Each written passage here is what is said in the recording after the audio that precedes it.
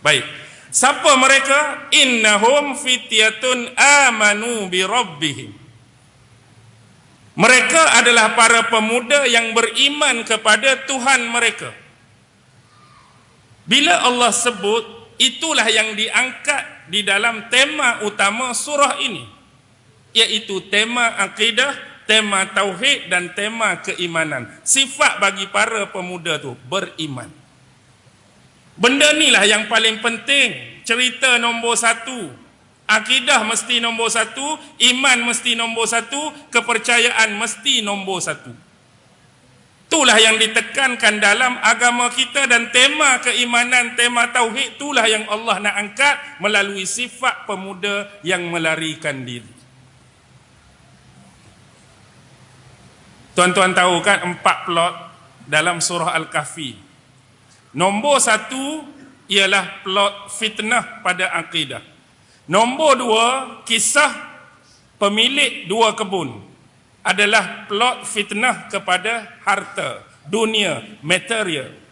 Dan plot yang ketiga, kisah Nabi Musa dan Nabi Khidir adalah plot fitnah kepada ilmu dan pengetahuan. Dan plot yang keempat, Iskandar Zulkarnain Ya'juj Ma'juj adalah plot fitnah kepada kekuasaan dan kepimpinan. Jadi apa yang kita hadapi dalam dunia hari ini, sampailah dunia akan dikiamatkan oleh Allah, tuan-tuan akan menyaksikan 4 fitnah besar ini. Akan datang fitnah pada kepercayaan, pada akidah, pada keimanan kita. Akan datang fitnah pada godaan dunia, material. Akan datang fitnah pada ilmu, pada maklumat, pada informasi. Akan datang fitnah pada politik, pada penguasaan, pada kepimpinan. Itu hak paling besar, kalau tuan-tuan perhati. Dan bila keimanan ni dikaitkan dengan siapa? Fityah. Apa dia fityah? Pemuda. Inilah pentingnya semangat kepemudaan dan kepemudian. Sebagaimana slogan keperibahasa, pemuda harapan bangsa, pemudi tiang negara. Nak habaq pentingnya konteks kepemudaan dan kepemudian dalam mana-mana masyarakat, mana-mana wilayah, mana-mana kawasan, mana-mana negeri, mana-mana negara sekalipun. Pentingnya orang muda, kekuatan orang muda, kecerdasan orang muda. Orang muda ni satu aset yang cukup penting. Yang inilah yang Allah suruh jaga, dan bagaimana cara kita nak mengacuan dan bentuk mereka menjadi sama seperti sifat yang Allah sebut, pemuda yang beriman. Kenapa pemuda?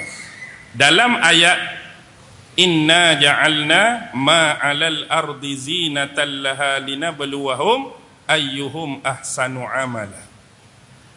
Sesungguhnya kami menjadikan apa-apa yang berada di atas permukaan bumi ini sebagai perhiasan baginya, untuk kami menguji siapakah yang lebih baik amalannya. Muda dan tua memang kita kata perbezaan dari sudut umur, perbezaan dari sudut ilmu maybe, persamaan dari sudut pengalaman maybe, persamaan dari sudut sifat kematangan maybe. Tetapi apa yang kita nak sebut ialah golongan muda yang Allah sebut inilah yang paling mudah terkesan, yang paling mudah terbuka dan terdedah, yang paling mudah tergoda dengan godaan dunia. Orang hak kata pemuda-pemudi inilah yang paling mudah terbuka dan terdedah dengan hambatan materialisme.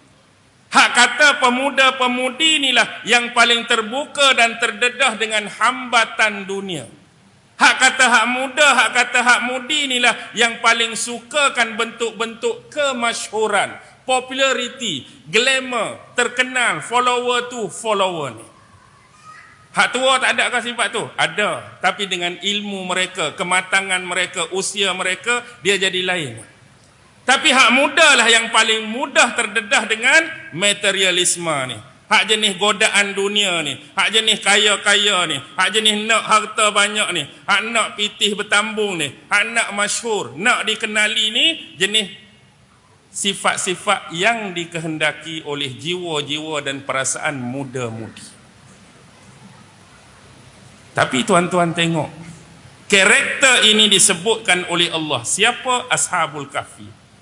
Banyak ulama-ulama di dalam tafsir yang muktabar menyebut mereka adalah anak-anak kepada pegawai-pegawai tinggi dan menteri-menteri kerajaan pada masa itu. Anak pegawai besar, anak menteri. Dengan kata lain, harta sentiasa di sisi mereka. Harta banyak, duit banyak, pangkat tinggi, segala kemudahan mereka dapat. Ada kereta besar ni sebuah hari ni, ada motor besar, ada macam-macam aset tu, aset ni, ASB, apa ikut dia lah. Tapi disebabkan budaya yang menggelombang pada masa tu adalah budaya taghut, adalah budaya kezaliman, adalah budaya paksaan, adalah budaya mensyirikkan Allah dari sudut menyembah dan sujud kepada berhala-berhala.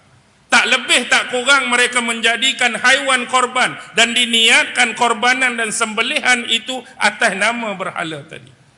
Tetapi dengan iman tadi, banyak duit pun aku sanggup tinggalkan nak menyelamatkan iman ni. Pangkat besar bapa aku pun aku sanggup tinggalkan nak selamatkan iman ini. Kereta banyak pun aku sanggup selamatkan iman ni. Motor banyak pun aku sanggup selamatkan iman ni. Jadi inilah yang Allah nak angkat. Mereka sanggup tinggal habuan-habuan yang menjadi kegilaan, yang menjadi minat, yang menjadi dambaan. Hari ini tanya anak-anak muda, apa yang saya sebut tu, benda apa mereka tak mau? Duit banyak.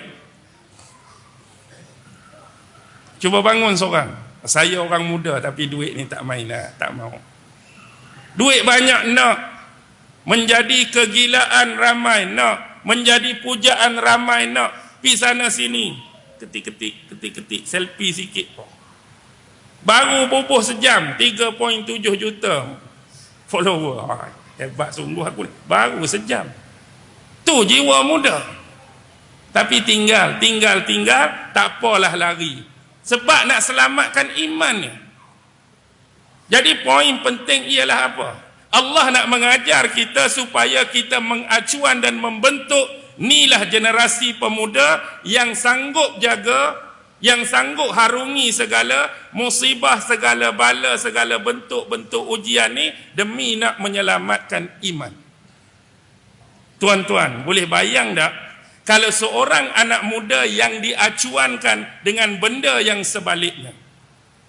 Anak-anak muda yang sepatut beriman, mereka diacuankan dengan budaya syirik, mereka diacuankan dengan budaya khurafat, mereka diacuankan dengan budaya dongeng, mereka diacuankan dengan budaya yang lara, yang tak apa-apa.